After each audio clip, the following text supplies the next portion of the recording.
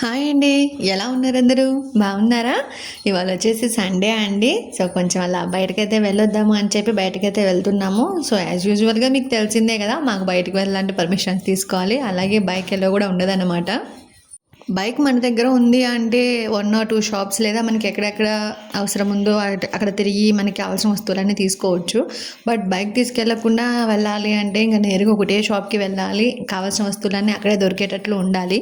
ఎందుకంటే బాబుతోటి షాపు తిరిగి లగేజ్ అంతా మోసుకొని తిరగాలంటే అవ్వదు కదా.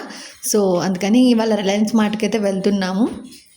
మన సైడే తిరిగే గ్రాసరీస్ అయితే ఇక్కడ దొరకవన్నమాట. సో అందుకని ఇంకా మాటలన్నా దొరుకుతాయేమో అన్నట్టయితే వెళ్తున్నాం అనమాట. ఇంక ఇక్కడైతే వాళ్ళైతే రెడీ అయిపోయారండి. ఇంక నేను కూడా వచ్చేసాను. ఇక్కడ రిలయన్స్ మార్ట్కి అయితే వచ్చేసాము. సో ఇక్కడ ఏంటి అంటే నార్త్లో దివాళీ మాత్రం చాలా గ్రాండ్గా చేస్తారండి. అప్పుడు మేము వచ్చినప్పుడు దివాళీ ఆఫర్స్ కూడా నడుస్తూ ఉన్నాయి. అండ్ దివాళీ అంటే మ్యాక్సిమం లక్కీ డ్రాలు ఎక్కువ ఉంటాయండి. ఎక్కడైనా సరే మాల్స్లో అయినా ఎక్కడైనా సరే లక్కీ డ్రాలు ఎక్కువగా తీస్తూ ఉంటాయి. సో ఇంక ఇక్కడ బ్యాగ్ అయితే పెట్టేసి స్ట్రోల్ అయితే తీసుకొని లోపలికి అయితే ఎంటర్ అయ్యామండి. సో నేను అంటే మరీ ఎక్కువ ఏం తీసుకోలేదు, ఎందుకంటే మళ్ళీ మోసుకెళ్ళాలని కూడా కష్టమే. మేము బస్కి వెళ్ళాలి, మళ్ళీ అక్కడి నుంచి దిగి వెళ్ళాల్సి ఉంటుంది.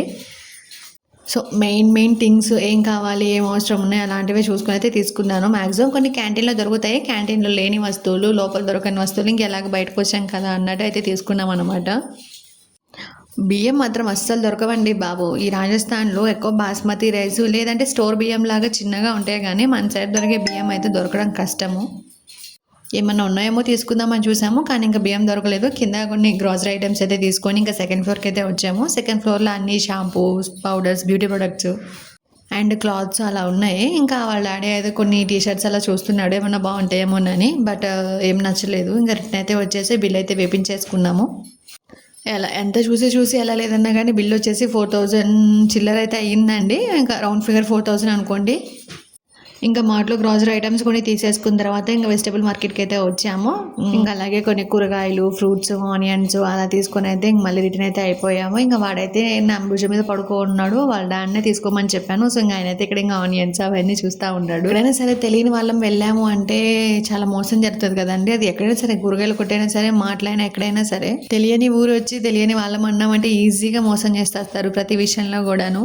సో ఇంకా వెజిటబుల్స్ తీసేసుకున్న తర్వాత ఫలుదా అయితే తాగామండి. ఎందుకంటే చాలా ఎండగా ఉంది, తట్టుకోలేకపోయాము. ఇంకా ఫుడ్ కూడా ఏం తినలేదన్నమాట. సో ఇంకా అలా ఫలుదా తాగేసి ఇంకా మళ్ళీ బస్ ఎక్కైతే వచ్చామండి. సో మా మెయిన్ గేట్లో ఎంటర్ అయిన తర్వాత ఇంకా బైక్ అయితే ఇక్కడ పెట్టుంటాం కదా, ఇంకా బైక్ తీసుకొని అయితే వచ్చాము. వచ్చేటప్పుడు ఇంకా ½ కేజీ చికెన్ కూడా తీసుకున్నారండి వాళ్ళ డాడీ. ఇంకా వచ్చిన తర్వాత ఇంకా అందులో ఫ్రెష్ అయిపోయి ఇంక ఇలా బిర్యానీ చేసుకుని అయితే తినేసామన్నమాట. ఇంత ఈ వీడియో ఎలా అనిపించింది? నచ్చిందా? నచ్చితే లైక్ ఇవ్వండి. అలాగే ఛానల్ని ఫస్ట్ టైం చూస్తే సబ్స్క్రైబ్ చేసుకోండి. Thank you for watching.